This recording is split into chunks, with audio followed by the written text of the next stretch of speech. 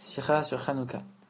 La mitzvah d'allumer les bougies de Hanouka, elle ressemble à la mitzvah de la mezouza. Pour ça, on voit que la mezouza, on la met à l'entrée de la porte, on la met même à l'extérieur. De la même manière, la mezouza, la Hanoukia, on allume les bougies à l'entrée de la porte et vers l'extérieur. Mais il y a malgré tout des différences. C'est quoi la différence? Première chose, c'est que la mezouza doit être à droite, la Hanoukia doit être à gauche. Deuxième chose, c'est que la mezouza, si elle est à cet endroit-là, c'est parce qu'elle montre que là, c'est le début de la maison, et qu'elle montre, je suis à l'extérieur, mais pour montrer que la maison, elle commence ici. Donc elle est tournée vers la maison. Alors que la Hanouka, c'est l'inverse. Elle veut être tournée vers l'extérieur pour éclairer, pour montrer qu'il faut éclairer l'extérieur. Et après, le rabbi, en vérité, il dit que les deux raisons sont liées, puisque si elle est à gauche, alors tout ce qui est le côté gauche, on sait que ça représente les choses négatives, les forces extérieures, les forces du mal qui sont à l'extérieur. Et donc, justement, on doit aller éclairer ces forces du mal, éclairer ce côté gauche. C'est pour ça que la Hanouka, on la met à gauche, et la mezouza à droite, vers la maison. Et sur la mitzvah de la mezouza, on dit qu'elle équivaut à toutes les mitzvot. Donc, si elle équivaut à toutes les mitzvot, on peut retrouver des choses de la mezouza dans chaque mitzvah. Donc, on voit qu'a priori, toutes les mitzvot, ou au moins la grande majorité des mitzvot, elles doivent se faire du côté droit, avec la main droite par exemple. La majorité des mitzvot, elles doivent se faire avec la main droite. On évoque toujours le côté droit, etc., comme la mezouza. Une deuxième chose, c'est qu'on doit les faire à l'intérieur. Et même si ça arrive qu'il y a des mitzvot qu'on a le droit de faire à l'extérieur, mais c'est pas qu'on doit les faire à l'extérieur. Ça, on a le droit de faire soit à l'extérieur, soit à l'intérieur. Mais il n'y a aucune mitzvah vraiment où on a dit, ah, là, tu dois aller vraiment faire à l'extérieur. C'est comme la mezouza, on doit être tourné vers la maison. On doit et on peut les faire à la maison. Et donc, en vérité, quand on voit qu'il y a des différences entre la mitzvah de Hanouka et la mezouza, qu'on a dit que la mezouza, en vérité, ça équivaut à toutes les mitzvot. Donc, en vérité, il y a des grandes différences entre la mitzvah de Hanouka et l'ensemble des mitzvot en général. Rabbi, il dit que la différence entre Hanouka et les autres mitzvot, on peut comparer ça à la différence entre les mitzvot positives et les mitzvot négatives. Les mitzvot positives, on doit agir, on doit faire quelque chose, avec des choses qui sont pures, on doit manger des choses qui sont pures, on doit créer, utiliser, etc. Que des choses qui sont pures, on doit faire quelque chose. Alors que ne pas faire, les mitzvot négatives, on doit s'empêcher de faire une action. On doit s'empêcher de faire quoi? De faire toutes les choses qui sont impures, de faire toutes les choses qui ne sont pas bien, et s'empêcher de toutes les choses qui sont interdites, qui sont mauvaises. En vérité, on explique dans le Zohar que les mitzvot négatives elles sont beaucoup plus élevées que les mitzvot positives. Pourquoi? Parce que si tu fais une mitzvah positive, c'est-à-dire que tu as une action, si tu as une action, ça veut dire que cette action-là, elle arrive à contenir la lumière divine qui va se propager après. Et si la lumière divine, elle arrive à être contenue par telle ou telle chose, par telle ou telle action, ça veut dire que c'est une lumière qui est limitée, qui est finie, qui possède ses limites quand même. Alors que quand on te dit que ça, c'est des choses qui sont accompli par le fait que tu ne vas pas faire et que tu vas t'empêcher de faire telle ou telle chose. Alors là, ça montre qu'en vérité, la lumière, elle est tellement grande, elle est tellement élevée, elle est tellement infinie qu'on ne peut pas la canaliser, on ne peut pas la contenir dans un acte. On doit ne pas faire pour l'accomplir. Et c'est pour ça qu'elle est tellement infinie qu'elle s'occupe même des choses les plus impures, les plus interdites, etc. Quand on dit qu'on doit ne pas faire, on parle que des choses qui sont impures et interdites toujours. Alors que quand on parle de faire, alors là, on va se contenter de parler que des choses positives, des choses pures, etc. C'est-à-dire qu'en vérité, toutes les choses négatives, on n'est pas capable de plonger là-bas et d'aller les élever et d'aller les tirer de leur saleté pour essayer de les élever vers la sainteté.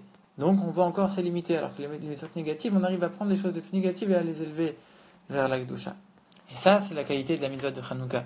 Qu'en vérité, on a dit, on la met à l'extérieur du côté gauche pour montrer qu'elle a le pouvoir et elle a la force et elle a le devoir d'aller éclairer les choses négatives et d'aller essayer d'élever, d'éclairer, d'illuminer toutes les choses négatives, les choses impures.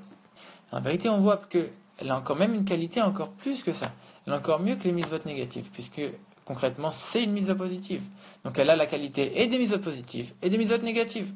Alors c'est quoi la qualité des mitzvot positives? On a dit c'est quelque chose de plus limité. Oui, c'est plus limité. Mais par contre, la chose avec laquelle tu vas t'occuper, comme tu vas vraiment t'en occuper et que tu vas faire une action dedans, alors la chose, tu vas l'élever beaucoup plus. Et tu vas vraiment t'occuper d'elle, tu vas vraiment la raffiner. Alors que les choses négatives, alors ok, concrètement, c'est plus illimité, tu es en train de les élever un peu superficiellement de loin, puisque concrètement, tu fais rien, tu n'as aucune action, tu n'as aucun contact avec elle. Alors que la mitzvah de Hanouka, elle a la qualité des deux. À la fois, c'est une mitzvah positive. Ça veut dire qu'elle va élever toutes les choses négatives. Elle va avoir un contact avec elle, avec une action, etc. Mais à la fois, elle a la lumière infinie des mitzvot négatives qui permettent d'élever toutes les choses, même les plus impures, même les plus éloignées. Donc elle a ces deux qualités, et c'est ça qui la rend si particulière. On dit qu'on relie souvent la mitzvah de Hanouka avec la mitzvah de la Torah. d'étudier la Torah. Parce qu'en vérité, on voit que quand on étudie la Torah, on est en train de trancher la halakha, ça c'est permis, ça c'est pas permis. Et on est en train justement de rentrer dans les choses interdites et de dire, voilà, ça c'est interdit ou pas. Et du coup, là aussi, avec la Torah, c'est aussi une mitzvah positive et on va aussi, quelque part, éclairer les choses négatives. C'est pour ça qu'on compare la mitzvah de Hanouka à la mitzvah d'étudier la Torah. Maintenant, concrètement, on voit que la mitzvah de Hanouka, c'est pas une mitzvah qui a été donnée sur le mont Sinaï au don de la Torah. C'est une mitzvah qui s'est rajoutée après par les Chachamim, quand ils ont gagné la guerre, etc., ils ont rajouté toutes les mitzvot. Et on dit qu'il y a 7 mitzvot qui ont été rajoutées aux 613 mitzvot de la Torah et qui sont devenues aussi importantes que les autres. Et parmi ces 7 mitzvot-là, il y a la mitzvah d'allumer les bougies de Hanouka. Mais si elles sont dans les 7 mitzvot des Rabbanan, des sages, ça veut dire qu'en vérité, comme on sait que toutes les mitzvot des sages, elles viennent de la Torah, c'est-à-dire que forcément, la mitzvah d'allumer la Hanouka, elle a son équivalent dans les mitzvot de la Torah. Et cet équivalent-là, c'est la mitzvah des tefilin. Pourquoi ? Parce que les tefilin, on doit les attacher et les mettre sur la main gauche.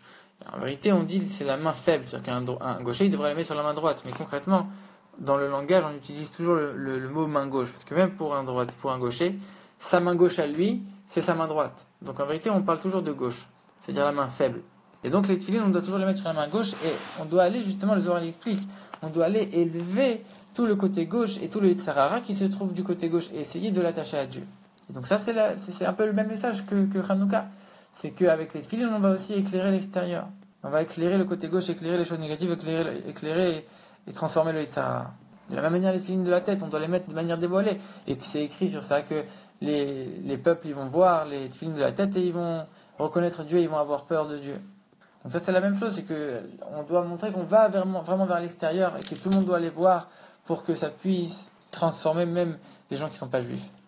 C'est pour ça qu'on dit que toute la Torah elle a été comparée au tefilin. Et on dit bien toute la Torah. Même si là-bas on dit que toutes les mitzvot elles sont comparées au tefilin, on utilise le langage. Toute la Torah elle est comparée au tefilin. Pourquoi ? Parce que c'est la même chose qu'on a dit tout à l'heure, c'est le même message. On dit la Torah, elle va aller juger les choses pour voir si elles sont interdites ou pas. Et donc elle va rentrer dans les choses négatives pour essayer de les élever.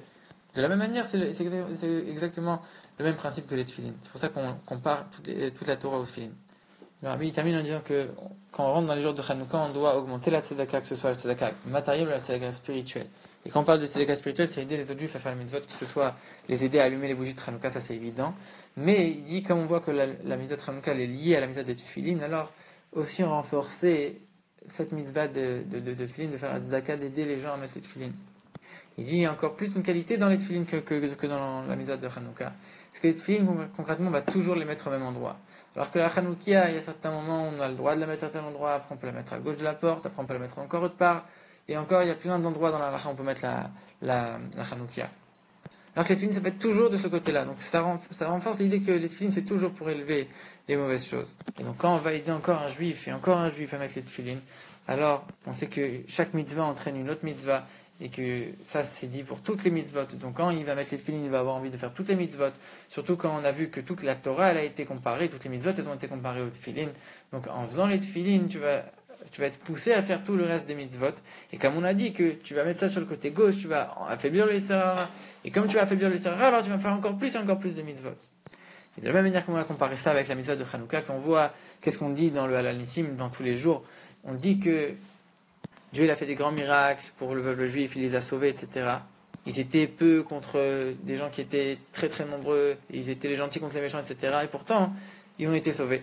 Mais on ne dit pas que ça, on dit aussi surtout, et le Rabbi souligne surtout, on dit qu'à la fin ils sont retournés dans le Beth Amikdash, ils l'ont vidé de toute l'impureté et ils ont pu faire le service du Beth Amikdash. Il dit de la même manière, grâce au fait qu'on va augmenter dans la mitzvah des tefilin, aider encore d'autres juifs à mettre les tefilin, alors on va mériter non seulement d'être sauvés, non seulement d'être tranquille, de plus avoir de problèmes et d'être au-delà de tous les problèmes par rapport aux nations, par rapport au monde, mais encore plus que ça, on va mériter la venue de Mashiach avec la venue dans le troisième temple, qu'on pourra servir dans le troisième temple comme à l'époque de Hanouka.